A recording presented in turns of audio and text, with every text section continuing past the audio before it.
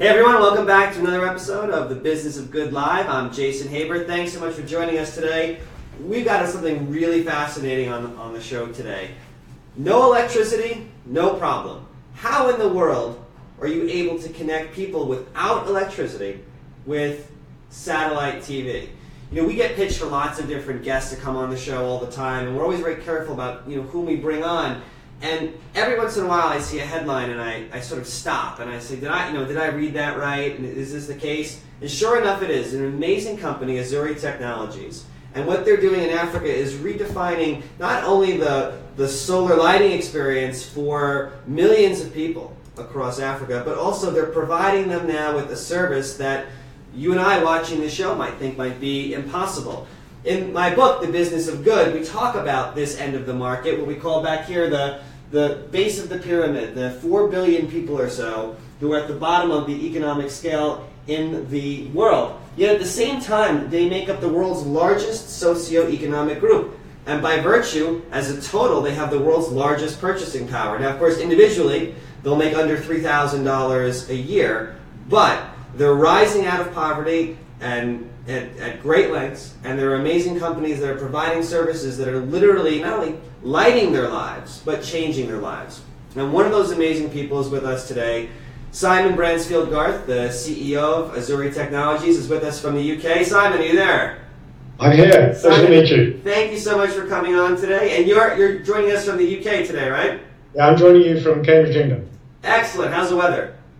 Brilliant. Always is. Always brilliant. I like the attitude.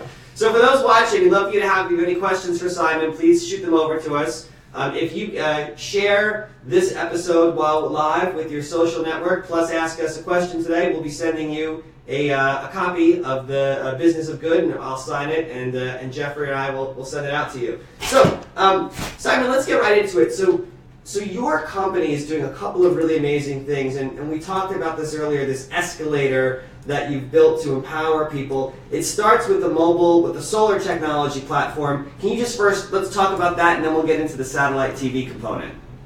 Sure. So Azuri started about 5 years ago, and we were looking at energy around the world, and looking particularly at where solar could have an impact. And of course, we see solar in the US and in Europe and other places, and typically that involves putting a large number of panels onto your conventional household, and it kind of backs up the grid.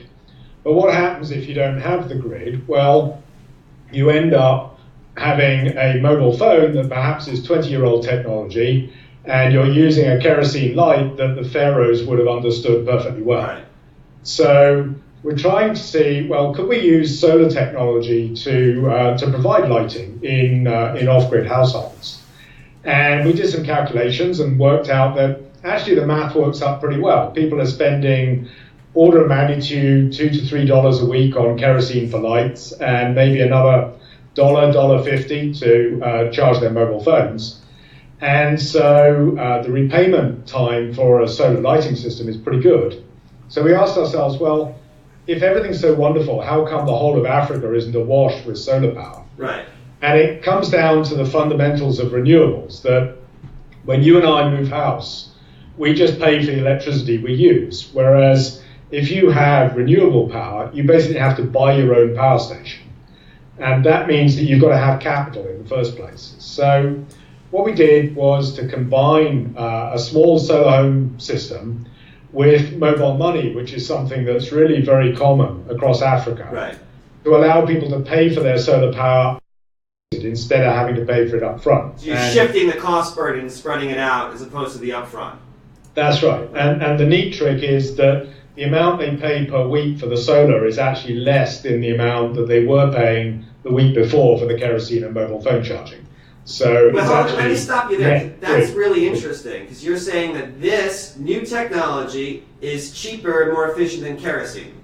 Correct. Most people find that an amazing statistic. I mean, because kerosene's been around for so long, we just kerosene is almost an assumptive. It's something we know so well and use, but yet it's completely inefficient. It's first of all, it's dangerous, right, because it's flammable. So people die from burns or using it, and there's smoke that gets produced as a byproduct of it, and so you breathe it and you get dirty air in the lungs. And so the new technology is not only safer and better to use, but cheaper. Absolutely. Yeah. That's an amazing thing, but it's a good point to make. So that's the sort of basic premise, and we've got about 100,000 customers out there today on these lighting systems. And what we found was that it's easy enough to kind of think, well, individuals who don't have electricity, the first thing they want is light, but actually individuals in Africa are no different to individuals anywhere else. They want a big house, a fast car, send their kids to school, all those other things. And so we've seen a lot of demand from our customers to be able to move up beyond lighting. And the key thing that people are really keen on is having access to television. So that's entertainment, it's information, it's all the other things that you would expect from TV. And so again, looking at that problem, there were really two challenges we had to solve. One is that typical TVs take really quite a lot of power. Right. And so we had to design a special TV with our partner, which takes a fraction of the power of a conventional TV, but still looks exactly the same. So it's a 24-inch television, and if you saw it in a room, you'd just think it was a 24-inch television. Right. But it's probably using a fifth of the power of a TV that you would go and buy in a store. And we're showing our viewers a graphic of this right now just so they can get an understanding of what it is we're talking about, because this is so different. I think it's helpful to see. And then the other thing was that if you're in a rural area, if you're right in the middle of a city, you can pick up lots of channels, not a problem. Right. If you're in a rural area, you might get some, you might get none. And so it's a challenge for a customer where you say, well, we can give you television, but we can't actually tell you what you're going to be able to watch on it. So what we did was to embed the satellite technology into the television, make a really low power version of that, right, which means that people can get 6 hours of TV every single night, and they get 50 channels of TV guaranteed wherever they happen to be in the country. So essentially you've got a go anywhere TV offering where you're providing the power and the capital equipment of the TV and the satellite dish and the satellite subscription all as one complete package, and people just pay a small fee each week using their mobile phone to get that technology. We just got a great question in from one of our viewers. Deborah wants to know, if they're off the grid, how do you get word out? How are you reaching customers in the first place? Yeah, it's a great question. Yeah. So, because you'd think, well, there's not much point doing TV advertising because by definition people don't have TV. Exactly. So we actually go the other way. So we go bottom up. We go into the villages, into the communities. We build out an agent network that reaches right down into the grassroots of the communities. And we'll have village meetings. We'll get the first few customers. We'll paint their houses yellow. And it's really bottom up viral marketing, if you like. And of course, once somebody has seen that somebody else in the village has got lights on all night, or they're watching TV, then soon enough everybody wants it. And so it's very much bottom-up driven uptake of technology. And what happens when it's in someone's home is pretty amazing. The statistics I've read about this, the children will read more, they'll study more. There's more efficiency in the day because they're not out searching for kerosene. What have the experiences been and the feedback that you've gotten about literally lighting up people's lives with your technology? Yeah, well, one thing's for sure: when you've got solar power, you're never going back to kerosene. We've done various studies, and we've had a number of independent universities and others do studies, and on average, children seem to spend between 90 minutes and 2 hours a day extra on homework. So typically, kids will go to school in the morning, they'll typically work on the household farm or whatever in the afternoon. And if they've just got kerosene lamps, it's really hard to do homework in the evening. When they've got solar light, they do much more homework. And so it's really common to see kids who've gone from sort of middle in their class to top of their class inside kind of 3 months, just because they're doing that much more work every night.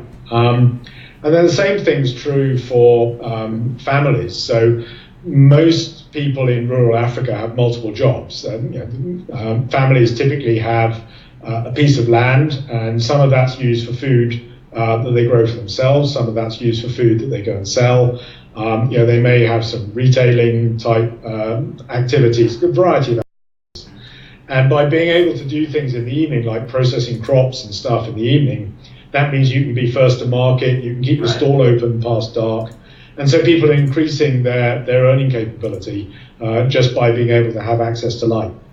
And explain on the payment side, in America, we're way behind where they are in Africa in terms of mobile payments and using services like M-Pesa. Sort of walk us through how that works and how the pay-as-you-go package works for an end user.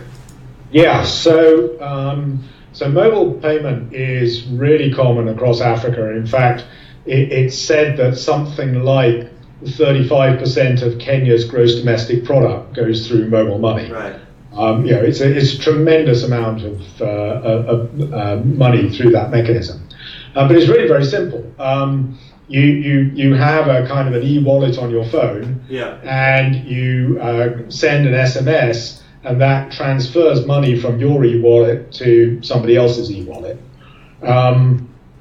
So we integrate with the mobile money service so that when the customer makes a payment to our bank account, we send a token in an SMS. It's just an 8-digit number. Customer then types it into their unit, and the unit then runs for the period that they purchased. And then at the end of that period, it shuts off, they purchase another token, and they keep that going. And then after they've done that for about 18 months, then the system is paid off and it just unlocks and they don't have to pay any more after that. So that's how it works. So very straightforward use and really accessible wherever you are. Any data about default rates or non-payment? So it varies depending on seasons and various other things, and we have a kind of a flexible payment mechanism which enables people to pay a bit more at some times of the year, less at other times of the year. But in general, the non-payment is around about 5%. So it's around about the same as microfinance, and that's something that we just build into our economic model. Well, not only that, it's still very low. Most services would take that in the United States in a heartbeat. Yeah, exactly. So, it's a myth that people in Africa don't pay or aren't reliable or whatever. Our experience has been that people are very reliable and they pay very well. But this is the mythology that social entrepreneurs fight, right? This idea, first of all, not looking at Africa as a market, but looking at the poor as a group that, you just, for the example I use in the book, the classic example is you just dump free t-shirts into communities and you think that that's benefiting the community, or, just loading up with free stuff. What smarter companies are doing now are looking at the dynamics, the size of the market, the scale of the market, and saying, there's a business here. There's a business that's good for our company, but amazing for our customers. Not our recipients of charity, but our customers. Because customers have a say, right? Customers can use their purchasing power and make decisions that impact the future of companies like yours. If you failed your customers, it would be bad for your business, so you now have a responsibility to them as well. It's an entirely different way of thinking, and I'm wondering if I get your sort of comments on that. No, I think that's absolutely right. I mean, Paul Polak, who I've got a lot of time for, has this phrase, you can't donate your way out of poverty. Right. We believe that in order to create sustainable advantage, you've got to create the entire supply chain. There's no point in just providing equipment. You need the people who are going to sell it, who are going to market it, maintain it, support it, and so on for the long term. So actually, the economic advancement that comes from this solar power is not just the power itself, but it's actually the whole infrastructure that it builds around it, the whole distribution and sales and commercial infrastructure that sits around that activity. And exactly as you say, we regard the people who use our service as customers. And so you flip your mentality from what you think people ought to have to what people want. And unfortunately, the two align reasonably closely. But to give you an example, if you go and take a microfinance loan, you've actually got two problems. You've got one problem that you've got to repay the microfinance loan, and the second one is that if for some reason your equipment doesn't work, then you've got a bit of broken equipment and you've got to go and deal with that problem. With the PayGo offering the way that we do it, we charge the customer either nothing or a very small amount of money up front, and they only pay while they use the equipment. So if for some reason the equipment was to fail, the customer would simply stop paying.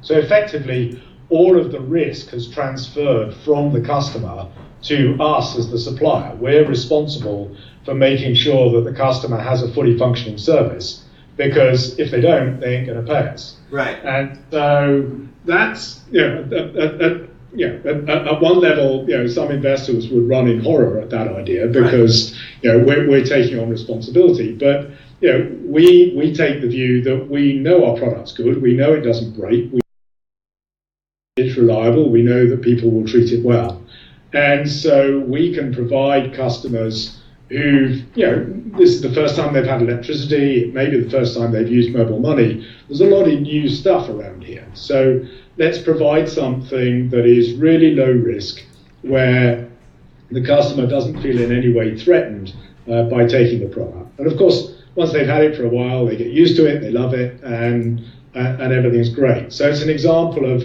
thinking of this in a slightly more customer-centric sort of view, rather than a sort of a sort of donation kind of view.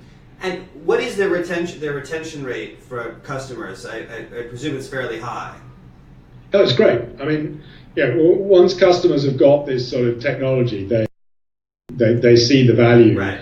And so as soon as they've paid off one, they're asking, well, what can I have next? I want a rechargeable radio, I want a torch, I want a TV, right. I want a internet access, I'd like a fridge in the future. So they're on the treadmill now. And what's also interesting about something like this is the effect is immediate. It's not like a medication, you have to wait for it to build up in your body and change. I mean, you get the light, you activate it, and all of a sudden, that second, your life is different. Yeah, it's immediate, and some governments are beginning to see this as a way of really supporting electrification within their countries. So we deployed 10,000 systems in Ghana last year, for instance, and the government in Ghana at the time were kind of going, well, how do we deploy electricity to these households? Yeah. And essentially, if they're going to roll the grid out and build out power stations, you're probably on a sort of 5-10 year time cycle to go and do that. Whereas solar power is essentially consumer electronics. So as fast as you can roll up the truck into the village, you've basically got deployment of that technology. So it's interesting that 5 years ago, everybody would have said electrification meant the grid. Right. Today, that's really not the case. And I think, particularly when you look at something like the TV product, if you look at a small solar light, fine, that's not the same as the light that you get off the grid. It's great, but it's not the same as the grid. Actually, if you've got a 24-inch TV and you've got 50 channels of content and it works for 6 hours a night, actually, my daughter will be really happy with that at university in the UK.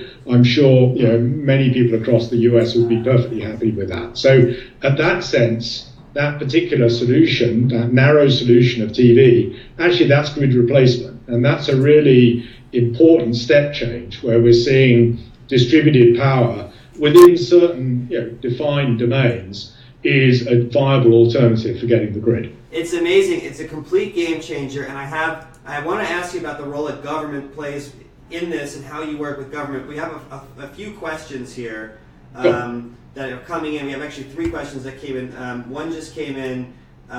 how do you convince the government to support you if the project is only on, well, this is not for you, but for them, this is for an entrepreneur who's looking to start. If you have a paper concept and you're trying to work with government, how do you get government to support you if they have no idea what your organization is? Basically, how do you start in working in this area? What's your advice to the entrepreneurs who are watching us now who are really interested in hearing what you've done?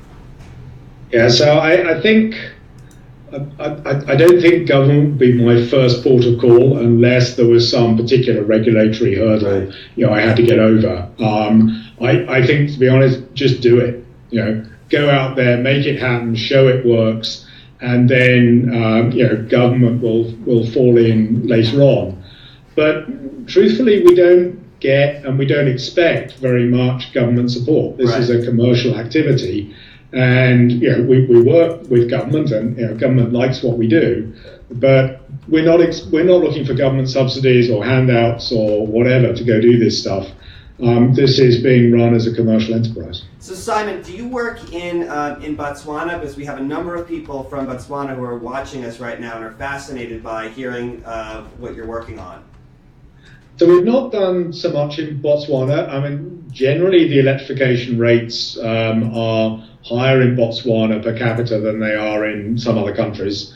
But we are broadly spread across Africa. We're in 12 different countries. So in the region, we're in Zambia, we're in Malawi, we're in Angola, those countries. Botswana is not one that we've delved into yet. Got it. Well, we have a bunch of people watching us from there, so it's good to thank you guys for checking us out. And another question came in from Bobby Jean Reyna. She wants to know how the average person can get involved with businesses that serve this economic group with the things they need. Are there ways that people can help support your work, or are there other organizations you direct them to for people who are hearing this concept for the first time and want to be involved in it to some degree? Yes, I think there's a couple of ways of doing that. So there are quite a lot of companies out there now doing these sorts of social entrepreneurial businesses, be they sort of power, be they things to do with healthcare, to do with agriculture, a whole range of different things. So many of those companies are interested in having people coming and joining them, working them for internships, those sorts of things. So getting hands-on in those sort of companies is certainly something that can be done. The other thing that we're seeing increasingly now is the rise of crowdsourced funding to support these activities. So as a business, we are essentially putting a piece of equipment in the customer's hands, and the customer pays us back over a period of time. And so we have a project going with an organization called Trine, which is crowdsourcing the debt finance for that. So we're taking commercial debt from the crowd, we're using that to deploy these systems, and then our investors will be paid back over the due course. So crowdsourcing, crowdfunding is a really great way of providing liquidity to these sorts of businesses to enable us to grow more quickly. And one of our last questions came from one of our viewers named Yemen, who's in Myanmar. Are you expanding outside of Africa, or is that really where the focus is going to be? So we've taken a choice to focus inside Africa. If you look at the off-grid population of the world, roughly half of it's in Africa, about a quarter in India, and about a quarter in the remainder of Southeast Asia. The really big difference is that in India and Southeast Asia, population rates are relatively static. In Africa, the population is still growing very fast, order of magnitude 3% a year.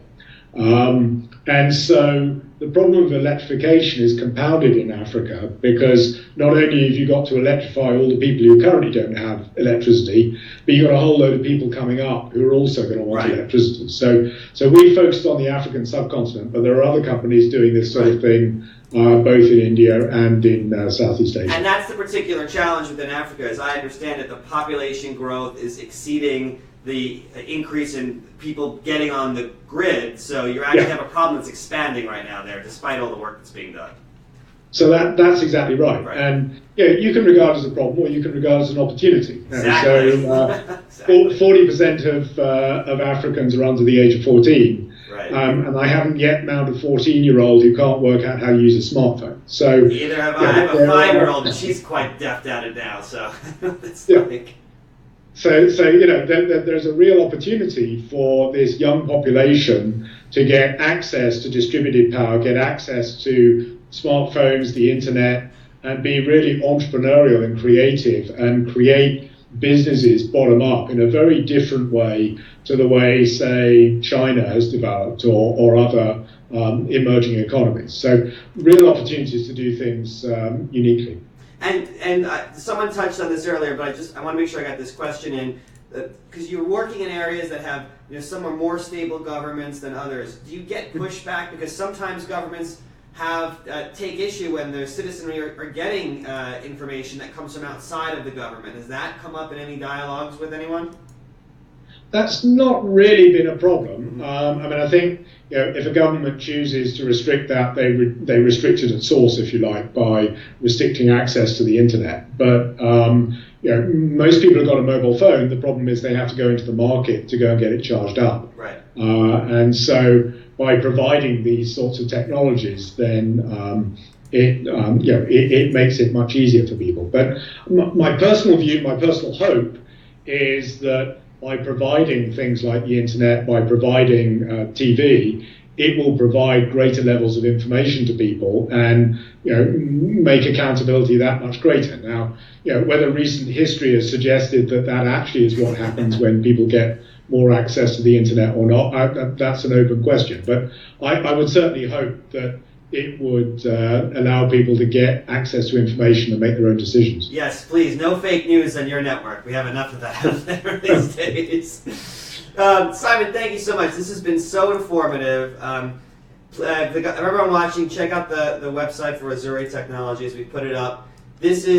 Companies like this are literally changing lives and changing business models and showing the fundamental change that you can make in the world by thinking different about an existing problem. And like Simon said, taking the challenge and turning it into an opportunity. That's what social entrepreneurs do at their core. It's what Simon's doing in Azuri Technologies. Thank you so much for coming on the show today. This has been amazing. Really appreciate your time.